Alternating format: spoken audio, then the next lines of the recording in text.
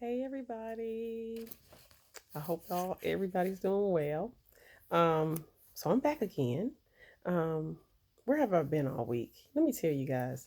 I have had my telescope out, um, just taking in the night sky. I mean, it's if you've been watching the news or just kind of check out what's going on in this night sky, we've got asteroids and comets and also a lineup of the planets. Jupiter and Saturn are spectacular at like 4 or 5 o'clock in the morning. I mean, I pulled it, and I'm gonna upload some of those pictures and videos. Um, I mean, and because notice the rings around Saturn, and also Jupiter is humongous, and it has like little, its moons are there. You can see those through the satellite, through the telescope. I just got to learn to use those filters and stuff that I have, so I can just kind of bring in the colors of them. And but it's really spectacular. So what I'll do is I'll try to figure out how to load some of those pictures up. Um, so anyway, so Jupiter, Mars. So with Jupiter's first, then Saturn, then Mars, and then Venus is being. You can see Venus during the day, during the early part of the evening, up until about 10 o'clock at night. It's a really bright, looks like a really bright star. In the mornings, about 4 or 5 o'clock, right before daybreak, in the southeastern sky, you can see Jupiter. It looks like a huge star when it's really Jupiter, and then to the left of that is Saturn. I'll try to get all those pictures up.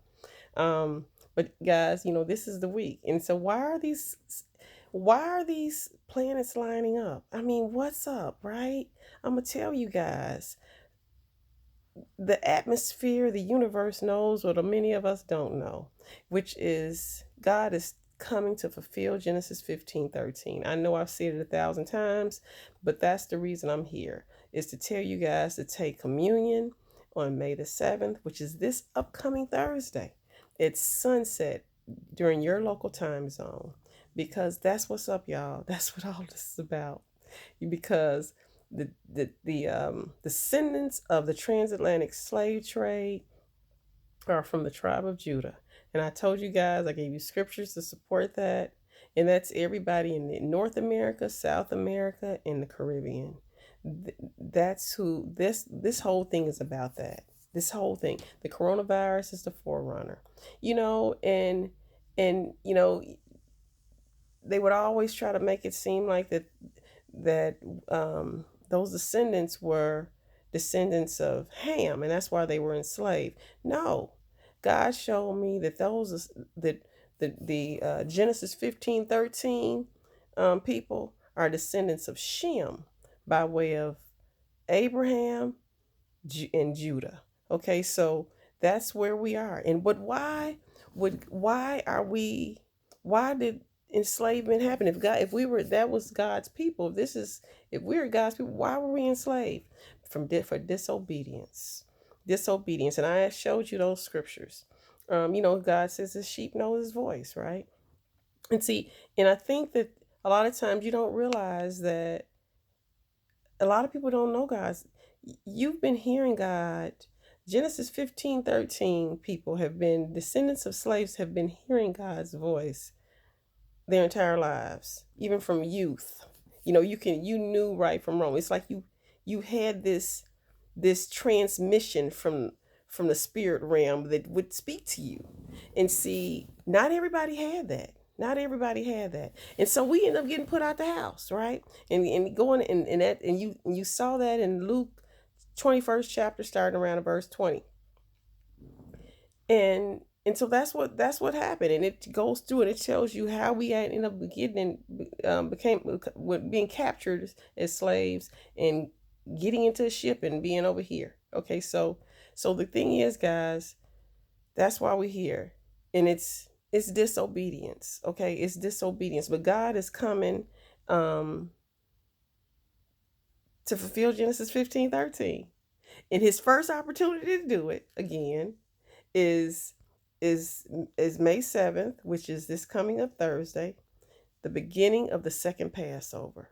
So I'm just stressing for everybody to please take communion at sunset on Thursday, May the 7th. Only thing you're going to need is a cracker, not bread, because no leaven should be in it, no leaven or yeast. And then just a couple of drops of drink, like juice, for everybody in your house, including visitors, whoever's there at sunset. Take it, because that's God's first opportunity to fulfill His word, to fulfill Genesis 15:13. That's His first opportunity. Is the second Passover, and you can find the second Passover in Numbers chapter 9, starting about verse 6 or so through 14. God had us in mind when He mentioned and also those on a journey. See, that piece of that scripture told me that God did this specifically for us. Listen, all is well, y'all. I know things look crazy in the world right now, but this is the beginning of the best years of your life. You will see things that your forefathers never saw. I told you Ezekiel, when it talks about the valley of dry bones, God showed me that's talking about Big Mama them. Do you know that? Then you get around verse 15, and he talks about the stick right on it, the Judah stick right for the descendants of Judah, and then the descendants of Joseph, combining them into one stick. God showed me that's because we're descendants of Judah, and we're also Joseph, because we were captured and taken in as slaves. We're who He's talking about right there. Listen, He told us in 1 Peter 2nd chapter, about verse 10, 9 and 10. He said, you didn't know you were a people. Now you're going to know you a people. See, He's speaking to you now. He's going to continue to speak to you. He's going to continue to speak to you.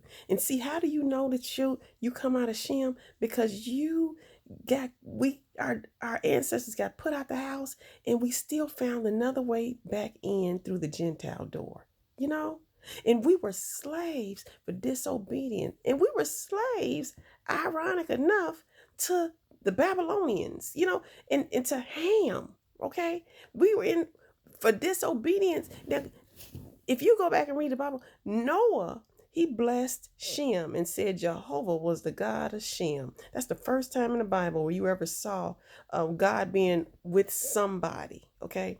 And then Japheth was staying in the house with Shem. And then Ham was cursed. So that's why people used to say we were Ham, but we weren't Ham. We were enslaved to Ham. We were enslaved to Ham for disobedience, because God knew we could hear Him. And you can see it today, because we are still in full effect, still still praying, still worshiping like no other group. And then we've grabbed hold of Jesus, thinking that we were going in, because we're entering through the Gentile way, not realizing that we belonged in the house in the beginning. We were part of the family in the beginning. But I'm just telling y'all, your best years are ahead of you, not behind you. And y'all gonna give me some testimonies, because I'm telling y'all some stuff, and then God's gonna confirm it all, and y'all gonna have some testimonies to share with me. And I want to hear them too. Don't be trying to hold back. Don't even be trying to hold back, okay? Because God is awesome. Y'all gonna see it. He's going to reveal Himself to you in such a mighty way. Listen, I know how this thing started out with this coronavirus. Yeah, all this stuff is still going on, of course. Yes, that's God's forerunner. But it's going to get better for you. It's going to get better for you. It's going to get better for you, far better for you and your house. Okay, so I know you can't try to figure out how. I can't even tell you how it's going to happen either. I don't know. But I can tell you it's going to happen, because God is faithful, and I just want you to watch and see it's going to happen. But listen. Take your communion. Take the communion, y'all. That's just an act of faith.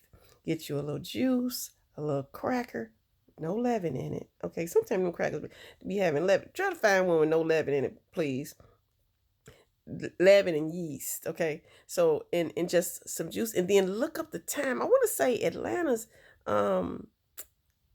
Atlanta's sunset on May 7th is, I want to say around 8:26, something like that. But take that communion right around that time. It's not going to take you but a few minutes. Just take it, because that's the beginning of the second Passover. And the second Passover actually ends when it gets dark the following night, Friday night. That's the end of it. So just take it by faith. Take it by faith. Take it by faith, y'all. Because your best years are ahead of you. Your best days are ahead of you and not behind you. And I'm believing this is going to be such an awesome time. Even though it looks crazy outside, stop looking at Corona and just start walking by faith and just with expectations. And don't speak negative. Watch your words.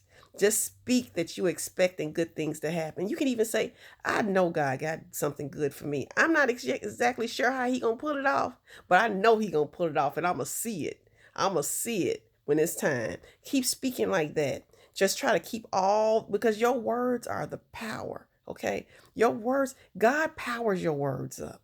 So you got to watch your words. Whatever way your words go, God puts the power. But he is your superpower. So when you say your words, he puts the power behind them. So we don't want him powering up some mess, okay? So power up the good stuff. Speak the good word and watch God power it up. Just say, I'm not sure how God gonna pull this thing off, but he gonna pull it off. And I'm looking forward to seeing it. Start speaking it like that, because it's gonna come to pass. I know it's gonna come to pass. I'm certain of it.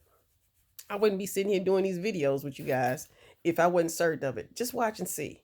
You're going to see him soon, too. You're going to see him soon, too.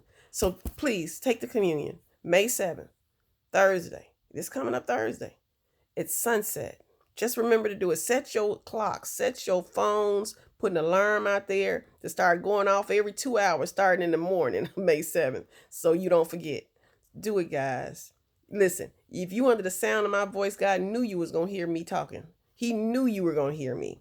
So just take the communion. You're going to see it. You're going to see it. He is faithful. Okay, guys. So I'm sorry. And that's what I have for right now. I'm going to put some videos up, and I'll come back to you again soon. See you later. Love you.